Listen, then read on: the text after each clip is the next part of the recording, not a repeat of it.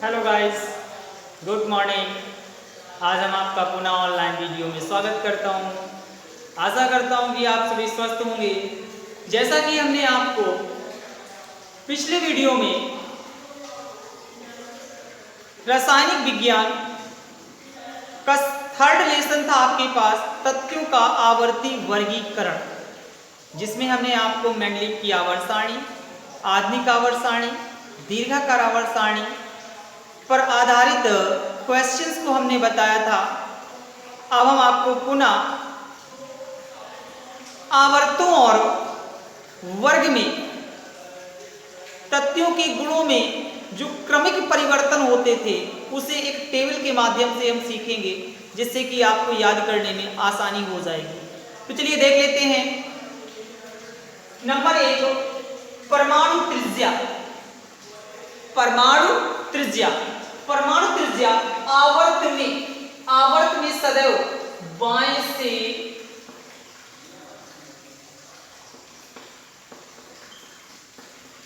दाएं। आप आवर्त में कैसे चलेंगे? बाएं से दाएं चलेंगे। वर्ग में ऊपर से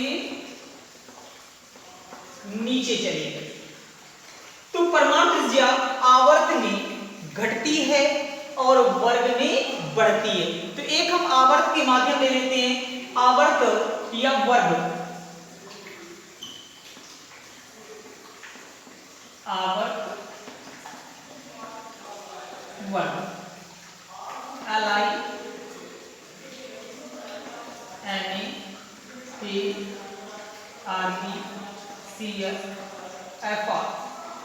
आवर्त ले लेते हैं।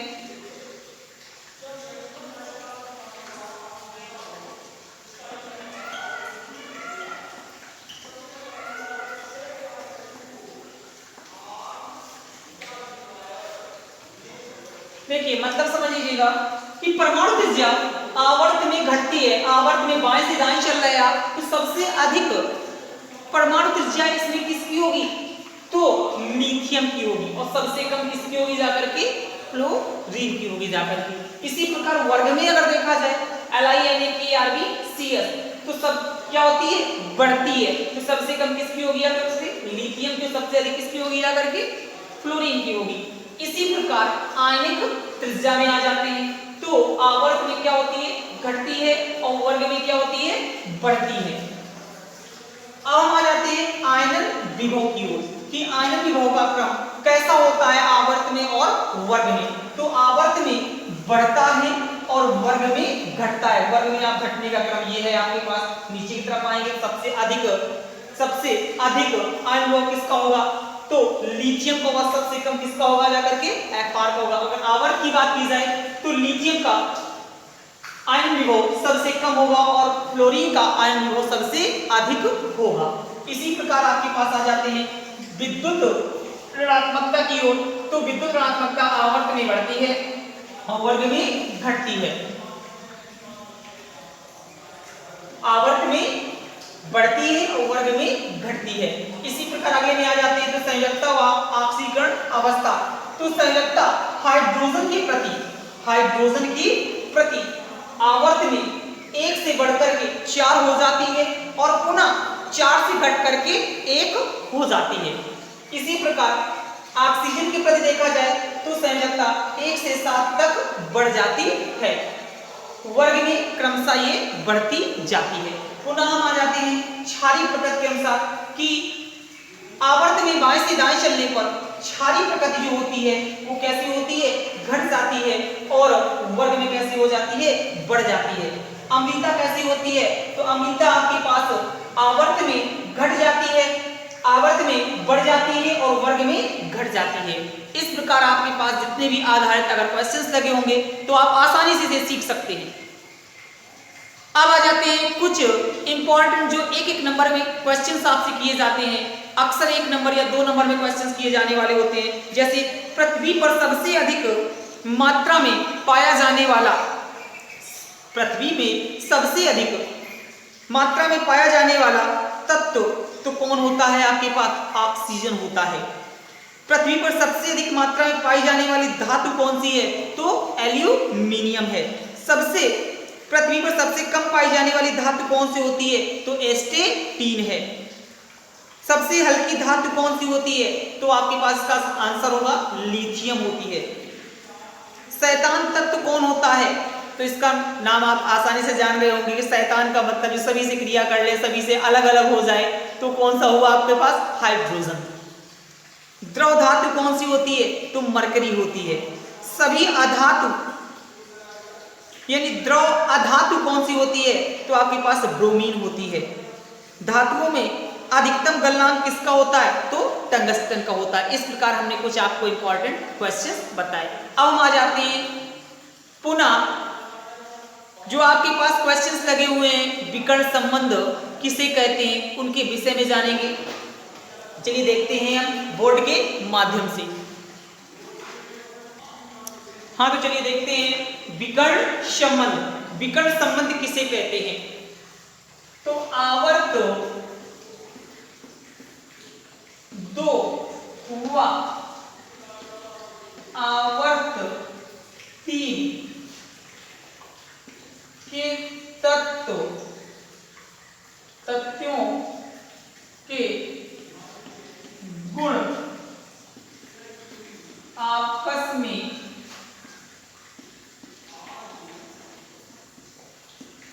मिलते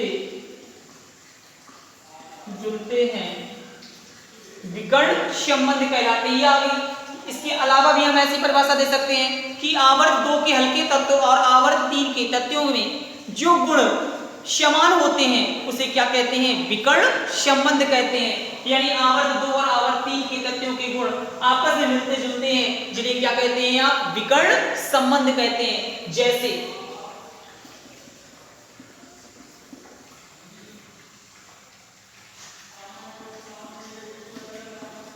आवर्त 2 आवर्त 3। आवर्त 2 के हम तत्व ले लेते हैं Li VVC। आवर्त 3 के तत्व ले लेते हैं Na Mg एयर Si। देखिए Li का गुण किससे मैच कर रहा होगा? जाकर के मैग्नीशियम से मैच कर रहा होगा। बेरिलियम का किससे होगा? जाकर के एल्यूमिनियम से होगा। और बोरान किससे होगा? जाकर के सिलिकॉन का होगा। इसे क्या कहेंगे आप? विकर्ण संबंध। ये अक्सर आपके बहुविकल्पी में क्वेश्चंस किया जाता है। ऐसे दे देगा कि लिथियम का विकर्ण संबंध बताइए। ऑप्शन में आपको दे दिया गया सोडियम, मैग्नीशियम, एल्यूमिनियम, सिलिकॉन। तो आप किसे टिक करेंगे? जाकर के लिथियम का किससे होता है? जाकर के मैग्नीशियम से होता है। यदि आपका बेरिलियम से क्वेश्चन किया जाए तो आपका किससे होगा? जाकर के एल्यूमिनियम से होगा जाकर के। इस प्रकार आपने विकर्ण संबंध को कंप्लीट किया। अब आ जाते हैं अगले क्वेश्चंस की ओर। तो चलिए देखते हैं जो बेहद इंपॉर्टेंट आपके लिए होगा।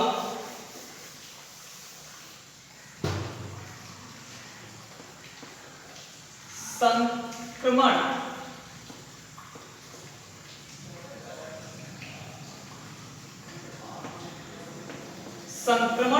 तत्व यानी संक्रमण तत्व पर टिप्पणी कीजिए या संक्रमण तत्व किसे कहते हैं, इसके गुणों के विषय में बताइए। तो संक्रमण तत्व की हम 2 परिभाषा बताएंगे जो आपको आसानी से याद हो जाए। वह परिभाषा आप कंप्लीट कर लीजिएगा। वे तत्व जिनका अंतिम इलेक्ट्रॉन d उपकोष में प्रवेश करता है तथा ये तत्व S व P ब्लॉक के मध्य होते हैं, संक्रमण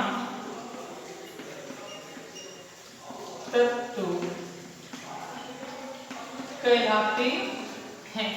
वे तत्व जिनका अंतिम इलेक्ट्रॉन डी उपकोष में प्रवेश करता है उसे क्या कहते हैं?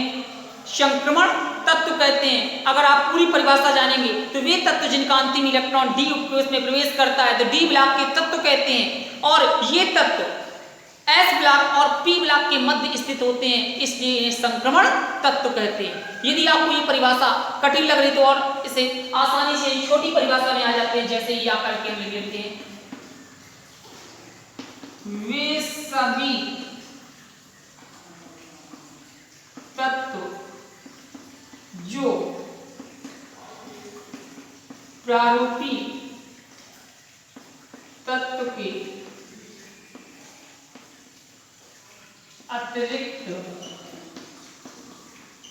होते हैं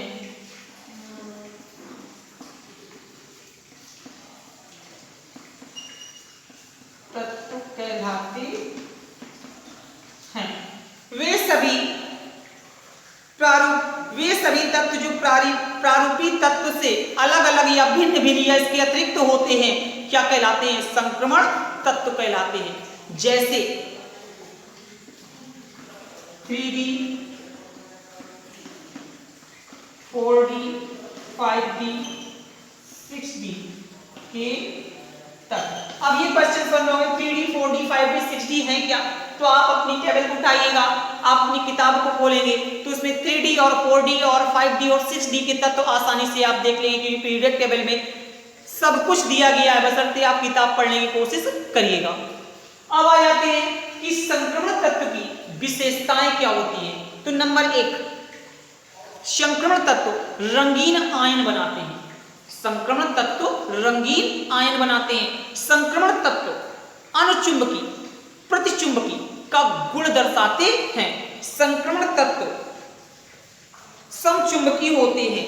संक्रमण तत्व परावर्ती संयोजकता, परावर्ती ऑक्सीकरण अवस्था प्रदर्शित करते हैं।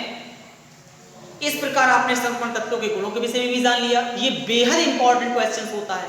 अब हम आपको अगले वीडियो में और पीरियड टेबल के जितने भी क्वेश्चन होंगे उन्हें हम लेकर आएंगे। आशा करते हैं आप सभी को समझ में आया होगा।